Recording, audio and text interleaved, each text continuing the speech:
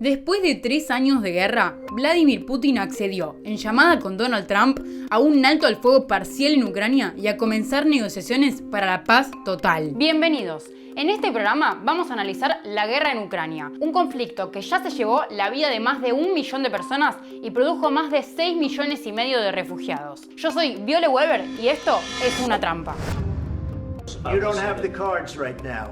With us, you start having cards. Right now, you don't. You're playing cards. You're playing cards. You're gambling with the lives of millions of people. You're gambling with World War III. Ya vimos el reto correctivo de Donald Trump al presidente ucraniano Volodymyr Zelensky, que fue televisado y viralizado. Pero, ¿cómo llegamos hasta acá? En febrero del 2022, Rusia invadió Ucrania bajo la premisa de que la OTAN no había cumplido su compromiso de no expandirse hacia el este, asumido después del final de la Guerra Fría. Pero la incorporación al Tratado del Atlántico Norte de países como Polonia, Estonia, Letonia, Lituania, Rumania generó un contexto de alerta para los rusos, que fue coronado por la posibilidad de que Ucrania se incorpore también como miembro. Por su parte, desde el fin de la Guerra Fría, Rusia invadió, además de Ucrania, Georgia y Siria, y participó en los conflictos internos de Moldavia, Chechenia y Kazajstán, lo que da cuenta de que lo de Rusia no es estar en el molde. De hecho, Moscú invadió Ucrania 2 veces antes de esta guerra y hasta se anexó la península de Crimea en 2014. Además, desde hace tiempo, Rusia sostiene que fue Ucrania la que en realidad conquistó la región del Donbass, compuesta por Donetsk y Lugansk, y acusa a Kiev de haber desplegado un genocidio sobre la población rusa que la habitaba. Estos territorios son fundamentales en el conflicto, porque rodean el mar de Azov. Y como Rusia controla Crimea, si también controla la frontera este de Ucrania, puede trasladar mercaderías hacia la península sin pasar por otros países. La cuestión es que Rusia es una potencia militar y nuclear, en baja, pero potencia al fin. Y Ucrania es un país chico y sin muchos recursos. Porque el hecho de que la guerra haya durado tanto tiene que ver con el apoyo de Europa, pero sobre todo con el de Estados Unidos. Armas, entrenamiento y sobre todo un montón de tarasca, billulla, morlacos, plata. ¿Y sabés quién más necesita plata? Mate. Si te gustan nuestros contenidos y querés apoyar un proyecto no bélico, sumate con un aporte mensual escaneando el QR en pantalla o ingresando a nuestra web, somosmate.ar. Esta guerra tiene grandes impactos sobre la economía global, porque ambos países son productores de las dos cosas más fundamentales para el mundo actual: comida y energía. Antes de la guerra, un 40% de las importaciones de gas natural europeas venían de Rusia. En cuanto a la producción agrícola, entre Rusia y Ucrania producían alrededor del 30% del trigo a nivel mundial y el 55% del aceite de girasol, además de ser grandes productores de maíz, cebada y otros alimentos. Por lo tanto, la guerra amenaza no solo la integridad física de sus poblaciones y la infraestructura de los países, sino también la seguridad alimentaria a nivel global.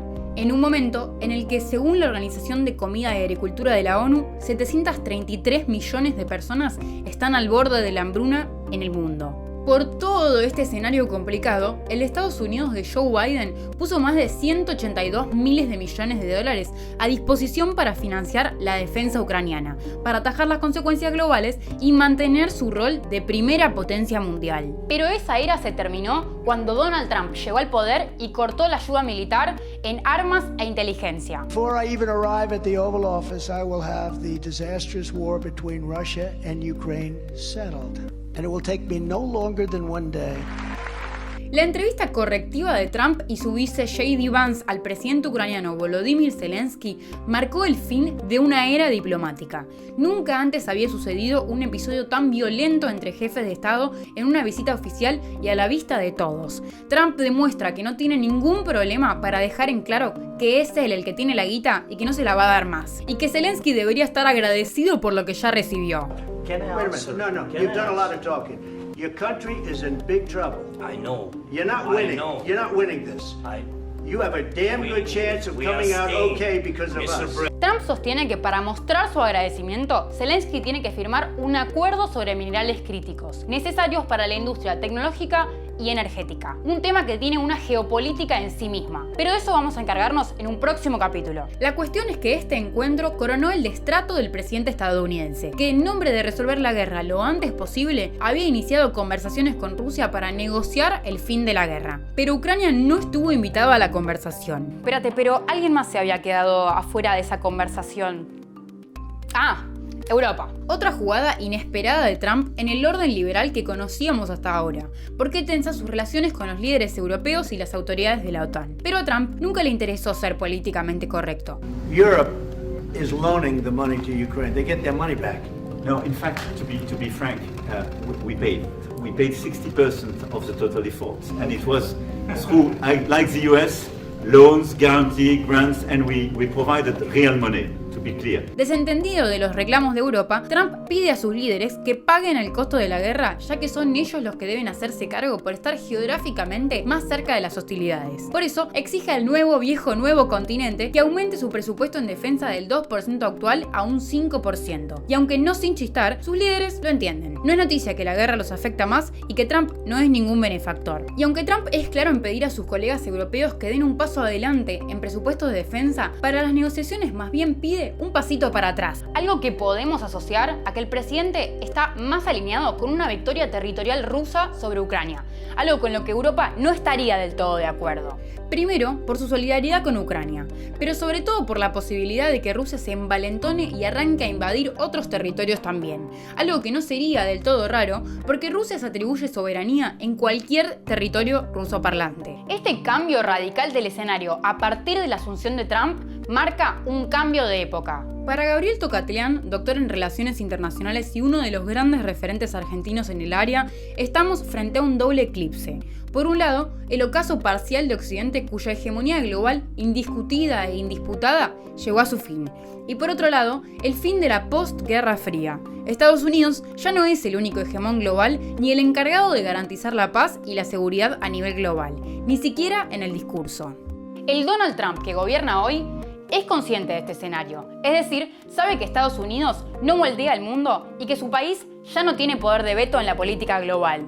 Entonces, su búsqueda en la construcción de poder es desde ese lugar, desde la defensa y la preservación de una nostalgia imperial, pero en un escenario que no está ganado y, como apunta Tocatlián, lo hace de una forma muy prepotente. Por estos motivos, Donald Trump se entiende muy bien con el presidente ruso Vladimir Putin y ni siquiera le importa que tenga un pedido de captura de la Corte Penal Internacional por crímenes de guerra. Con él comparte el deseo de poder, la sensación de impunidad, una metodología de mano dura y una forma de hacer política que es reaccionaria.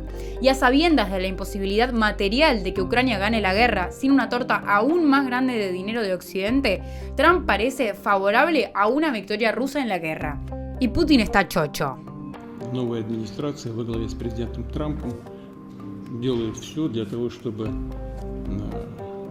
восстановить хоть что-то из того, что было практически сведено к нулю, уничтожено прежней americanской administración. Pero además, a Trump le conviene quedarse amigo de Putin para separarlo un poco de China, su principal contrincante en la guerra que encarna en primera persona, la guerra comercial. Otro temón para un próximo capítulo. Pero la cuestión es que la amistad entre Trump y Putin es un win-win.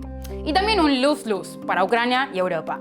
Europa es la única capaz de poner limitaciones a la alianza entre Rusia y Estados Unidos. Su enemistad histórica con Moscú, aún a flor de piel, parece más estable que la que llevaban los gobiernos anteriores de la Casa Blanca. Pero el crecimiento en elecciones de sus propias derechas reaccionarias también puede poner en disputa esta cuestión. Mientras tanto, pasan los meses y los años y las instituciones internacionales fallan sistemáticamente en dar respuesta a los conflictos y las guerras del mundo hoy. Ni la ONU, ni el G7, ni el G20 pueden intervenir en estos conflictos para aportar a la paz porque sus comisiones y métodos no se corresponden con la construcción de poder del mundo contemporáneo. En cambio, el destino de las poblaciones queda a merced de la voluntad política de sus líderes.